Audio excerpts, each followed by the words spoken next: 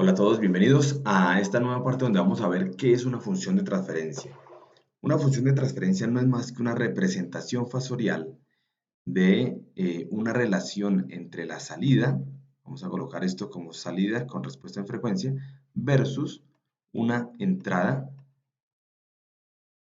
también fasorial, donde vamos a tener aquí en la función de transferencia que va a ser h de respuesta en frecuencia igual a la salida.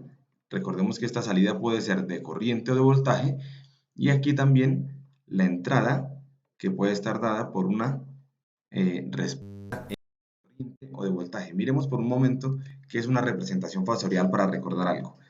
Una representación fasorial no es más que una representación en un círculo de una gráfica o de una respuesta en el tiempo. Entonces tengo una amplitud, tengo una fase, y esa amplitud y esa fase, o esa magnitud y esa fase, me van a dar esa representación gráfica que necesitamos. Nosotros nos vamos a concentrar más en este círculo, pero recordemos que siempre se está representando algo como esto. Ok, si tenemos que esto es una representación en frecuencia de salida versus entrada y que puede ser corriente o voltaje, pues vamos a tener lo siguiente. Podríamos tener una función de transferencia donde colocamos el voltaje de salida versus el voltaje de entrada. Podríamos tener otra función de transferencia donde tenemos el voltaje de salida versus corriente de entrada. Otra función de transferencia que sería corriente de salida versus corriente de entrada. Y aquí podríamos tener una última que sería corriente de salida versus voltaje de entrada. Listo, vamos a arreglar esto un momento. Cuando nosotros tenemos esto, vamos a llamarlo acá, entrada. Vamos a llamarlo de diferentes maneras. Esto sería una ganancia de voltaje.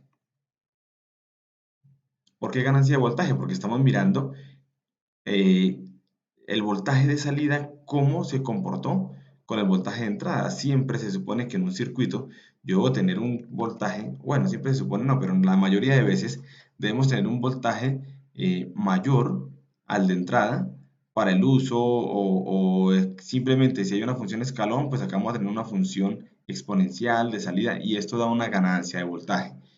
Si tenemos acá en corriente, pues esto sería ganancia de corriente. Ganancia de corriente. En esta, voltaje sobre corriente, esto en ley de Ohm, ¿qué sería? Igual a resistencia, ¿no? En este caso sería impedancia, o sea que esto sería, aquí no hablamos de ganancia, sino de transferencia. Transferencia de impedancia. Eso es, transferencia de impedancia. Y aquí teníamos corriente versus voltaje, sería una transferencia de lo contrario de la impedancia, que sería transferencia de admitancia. Y estas también pues representadas en W. Listo, todo esto va a tener una magnitud y una fase. Listo. Bien, una función de transferencia también puede venir dada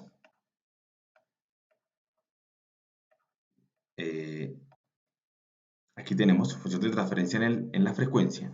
Puede venir dada por una expresión en un numerador en la frecuencia y un denominador también de respuesta en frecuencia. Este numerador y este denominador, aquí se supone que ya se cancelaron todos los términos semejantes y que esto quedó expresado en raíces. A las raíces de este numerador se le van a llamar ceros. Y a las raíces de este denominador se le vayan a llamar polos. Este es un concepto muy interesante.